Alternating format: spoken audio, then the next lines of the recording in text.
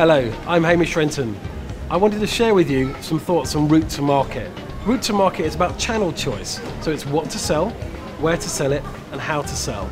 And as Managing Director of Hamish Renton Associates, I've been privileged to work with a number of leading retail and FMCG companies over the years, and I wanted to share in the next few minutes my insights with you.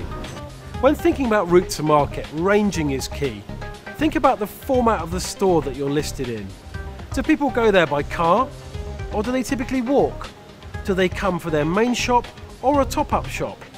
Do they plan to come, or do they come on impulse? In a similar way, think about the basics of case size. If you sell 12s into a big superstore, you should sell 6 into an express or a local. Try and keep the product the same, but keep the case size different to reduce complexity in your factory and your supply chain. When thinking about route to market, do consider the wholesale channel as one of your options. Wholesale is a term given to a variety of stores, all of which you serve caterers, chefs and store owners. This channel comprises big box stores like Macro, not terribly dissimilar to a Tesco Extra or a Sainsbury's Savour Centre, but it also picks up quite different, more traditional cash and carry outlets like Bestway or Breaks or Booker. Other stores such as 3663 bring the product to the end user, so they will deliver to the pub, the club or the restaurant. This channel has its own idiosyncrasies. For instance, pricing is classically shown without VAT, so consider your price points pre-VAT. Your bulk cases need to be big, they need to be stackable, they need to be robust. Think 16s or 20s, where in retail you'd sell 3s or 4s. Your promotions need to be 20 for the price of 16 rather than 4 for the price of 3. Your packaging, your bulk packaging, needs to be plain because the end consumer won't see any branding that's in these big cases. And lastly, when it comes to thinking about unlocking this channel, think about things from the caterer or the chef's point of view. Understanding what goes on in their kitchens and what goes on in their shops and their restaurants will be key to designing products that get a good pickup in this channel.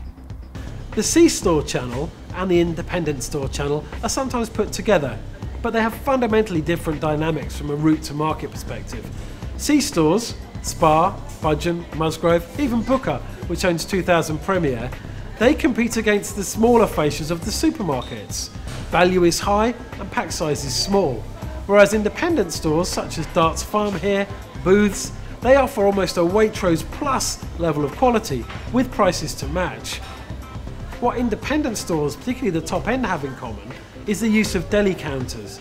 And deli counters is a great area where brands can build distribution. Here packaging has two roles. One, it's to get the product through the supply chain and protect it as it goes onto the deli counter, but its secondary function is it needs to express the product usage and express the branding and express the product itself in a way that consumers can see. And many companies have established themselves and become strong brands today by first conquering the independent sector's deli counters, then moving to the standard multiples deli counters, and then eventually going into pre-pack in the main fixture in the big supermarkets. We're here in the absolute heart of the food service sector in pubs like this one.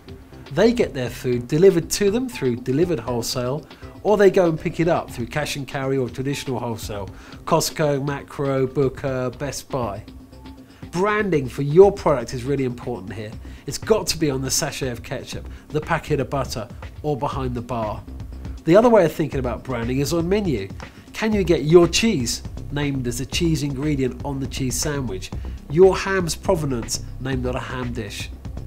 The other thing you can do with chefs is talk to them. They're a great source of information. They're really passionate about what they do and never shy of telling you their opinions. They'll tell you how your product opens, how it keeps, and any problems they have with your recipes or your product usage. So talk to chefs and learn from them.